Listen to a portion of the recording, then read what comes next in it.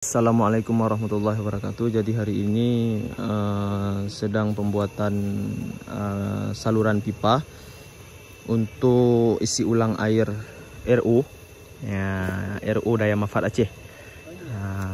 Ini sedang tahap penyambungan pipa, yang mana airnya ditarik dari samping musalah, ada monbor di sana yang nantinya akan diolah menjadi air isi ulang di depot RO Manfaat Aceh. Nah, ini tajak takalan tempat yang nantinya akan dijadikan RO, tempat isi ulang air. Nah, ini nanti. Nah, jadi letaknya di samping dapur, hanya dapur umum santri. Sedangkan tempat isi ulang air nantinya di sini di bangunan yang sudah dibuat, yang letaknya di samping kiri dapur Manfaat. Cuman yang belum habis kepegat belum. Nah, jadinya sedang dalam tahap renovasi dan pembuatan.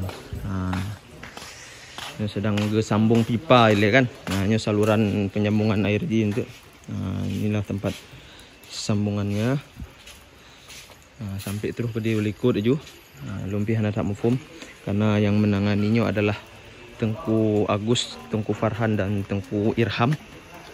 Ini adalah santri yang membantu pembuatan saluran pipa RO Tengku Umam. Belah dia kalau Umam belah dia. Okey, mantap.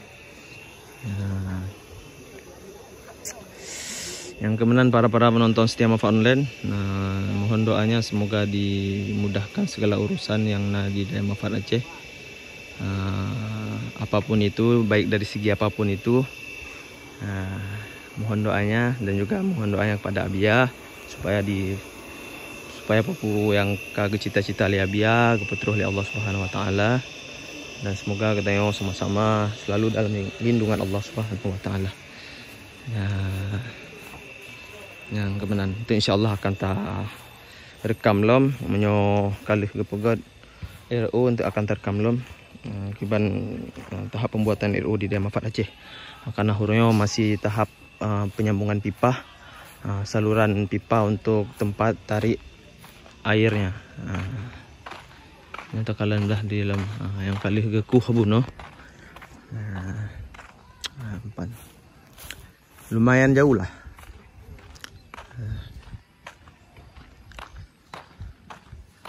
Yang kali kita tanam tengku kandang Kali kita tanam pipa.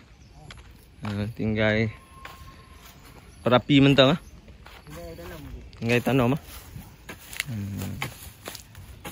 Nyo sampai terus ke DU nya nah.